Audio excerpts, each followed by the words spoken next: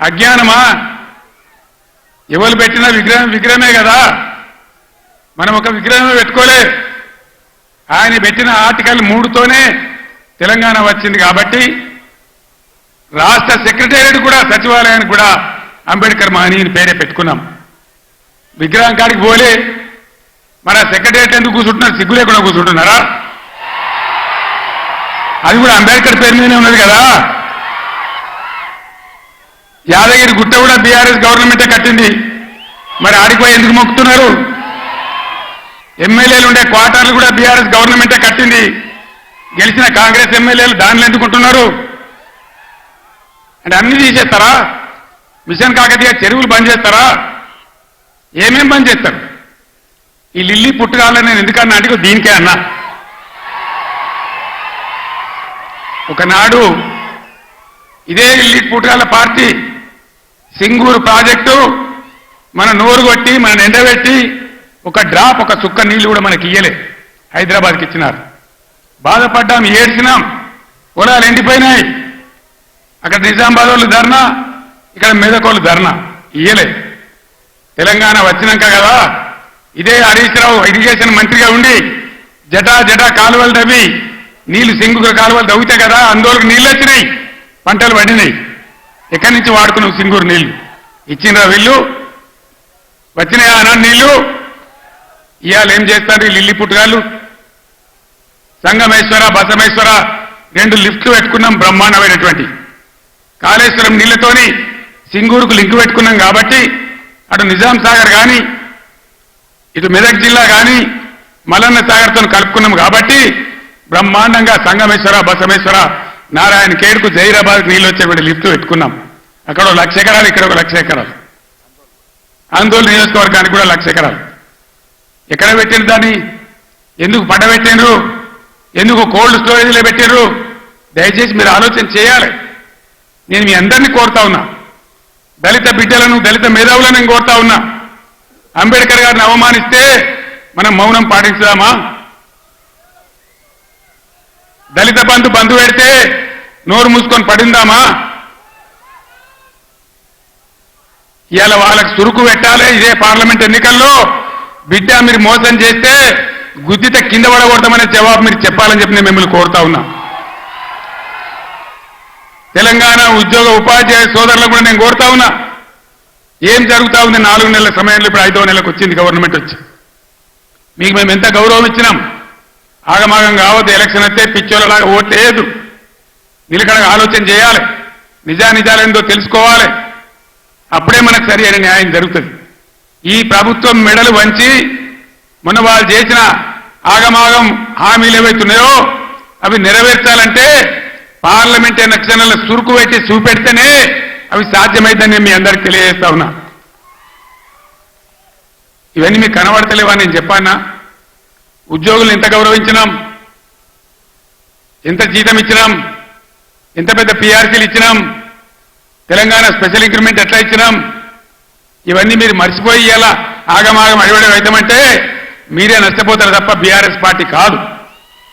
మీకు తెలివితేటలున్నాయి కాబట్టి, బుద్ధి ఉంది కాబట్టి, గౌరవం ఉంది కాబట్టి ఆలోచన చేసి చెక్ బ్యాలెన్స్ చేయాలని చెప్పి తెలంగాణ ఉద్యోగ ఉపాధ్యాయ సోదరులను కూడా ఈ సందర్భంగా నేను మేధావులుగా మీరు ఆలోచించాలని, ఈ గవర్నమెంట్ ముక్కుతాడేయాలని చెప్పి నేను మీకు కూడా అప్పీల్ చేస్తా ఉన్నా.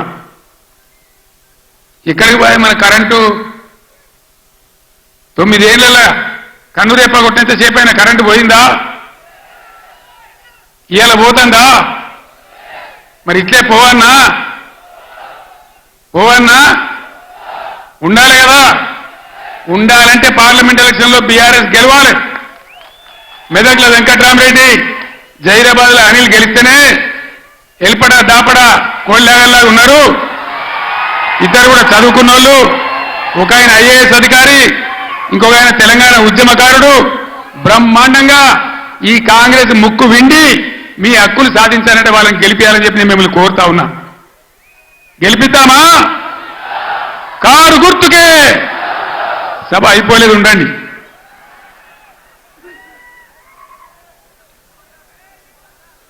ఎన్ని మాటలు చెప్పానండి. కేసీఆర్ 1,00,000 రుణమాఫీ చేసిండు కదా, ఇక ఉరుకుని ఉరికి ఉరికి ఉరికి 2 లక్షలు తెచ్చుకొని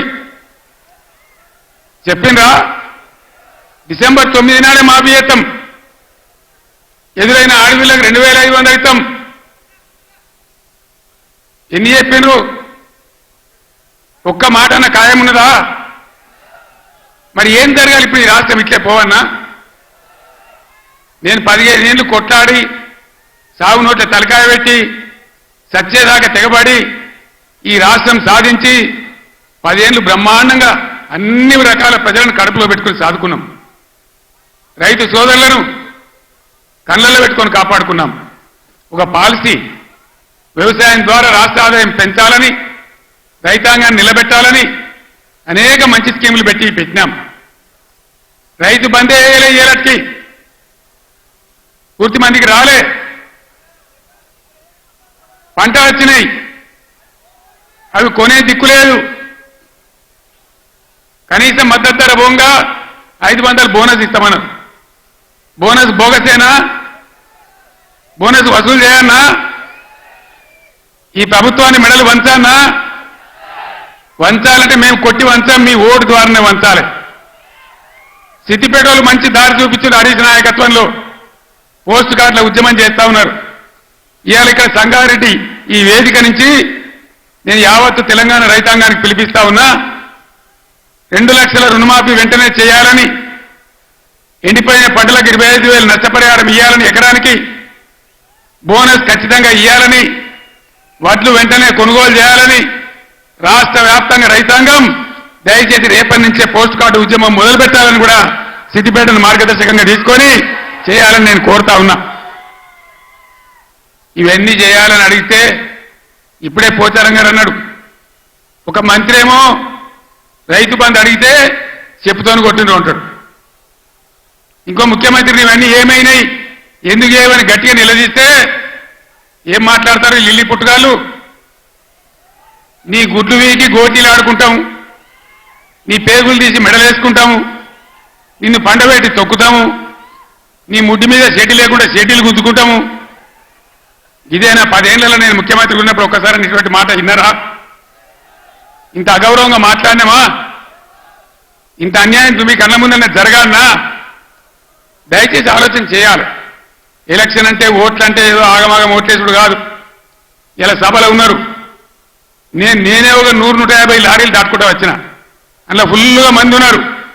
చాలా దూరంలో పోలీసు వాళ్ళు ఆపుతా ఉన్నారు, పోలీసు వాళ్ళు బొమ్మలు వీకేస్తా ఉన్నారు. నేను పోలీసు మిత్రులకు మనవి చేస్తా ఉన్నా, మీ డ్యూటీ మీరు చేయండి. 10 ఏళ్ళు మేము కూడా గవర్నమెంట్ ఉన్నాం. అమాయకులను బెదిరియడం, కొట్టడం, బీఆర్ఎస్ ఫ్లెక్సీలు బికేయడం ఇదా మీ పోలీస్ డ్యూటీ? ఇలా మేము కూడా లెక్క పెడతా ఉన్నాం. నేను పోలీసు పేరెత్తంగానే ప్రజలు ఎట్లా మాట్లాడుతున్నారో మీరు చూస్తున్నారు, ప్రజల గోల చూస్తున్నారు. ఇప్పటికైనా మీ అరాచకాలు బంద్ చేయండి, జాగ్రత్త. లేకపోతే మళ్ళా గ్యారంటీగా బీఆర్ఎస్ అధికారానికి వస్తుంది. అప్పుడు మీ గతి ఏమైతే ఆలోచన చేసుకోవాలి. 10 ఏళ్ళు మేము ఉన్నామే, 10 ఏళ్ళు నేను ముఖ్యమంత్రి ఉన్నానే, ఒక్కరోజన్నా మేము ఈ దౌర్జన్యం చేసినామా? ఎవరినైనా వేధించినామా? మరి ఎందుకు మీడియాలో మితిమీరిన పనులు చేస్తా ఉన్నారు పోలీసులు? దయచేసి మానుకోండి పోలీస్ సోదరులారా, మేమన్నీ రికార్డు చేస్తా ఉన్నాం.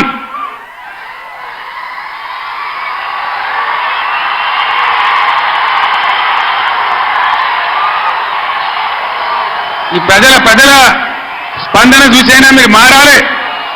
డీజీపీ గారు మీరు మారాలని నేను చెప్తా ఉన్నా, లేకపోతే మీ మీదకి ప్రజలే తిరుగుబడే రోడ్ వస్తుంది, జాగ్రత్త అని నేను చెప్తా ఉన్నా. మా కార్యకర్త తెలంగాణ ఉద్యమకారుడు సల్వాజీ మాధవరావు అని కరీంనగర్ జిల్లా ధర్మారంలో, పెద్దపల్లి జిల్లాలో ఆయన సోషల్ మీడియాలో ఒక పోస్ట్ పెట్టిండని చెప్పి ఆయన మీద అక్రమ కేసులు పెట్టి ఇలా జైలు తరలించినారు. ఆయన కరీంనగర్ జైల్లో ఉన్నాడు. ఇది మీకు న్యాయమా? డీజీపీకి ఏమైనా గౌరవం ఉంటే ఆ సల్వాజీ మాధవరావు మీద ఏదైతే జరిగిందో దాని మీద స్పెషల్ కమిటీ సీనియర్ ఐపీఎస్ ఆఫీసర్తో ఎంక్వైరీ చేయాలి. ఏ సబ్ ఇన్స్పెక్టర్, ఏ సర్కిల్ ఇన్స్పెక్టర్ దౌర్జన్యానికి పాల్పడ్డాడో వాళ్ళ మీద మీరు చర్యలు తీసుకోవాలి. లేకపోతే తస్మాత్ జాగ్రత్త, మేము న్యాయస్థానం తలుపులు దాడతామని మనవి చేస్తా ఉన్నా. మేము కూడా మస్తుగా చూసినాం. నేను కేంద్ర మంత్రిగా పనిచేసిన, రాష్ట్ర మంత్రిగా పనిచేసిన, ఇదే జిల్లాలో 20 ఏళ్ళు ఎమ్మెల్యేగా ఉన్నా, ముఖ్యమంత్రిగా పనిచేసిన, కానీ దౌర్జన్యాలు ఎన్నడూ మీతో మేము చేయించలే. అనవసరంగా మీరు రాజకీయాలు చేసే వాళ్ళు చేస్తారు, మీకు అవసరం లేదు. ఆయాల ఎక్కడ చూసినా వరి కోతలు ఉండే, ఇవాళ కరెంటు కోతలు, క్రాప్ హాలిడేలు,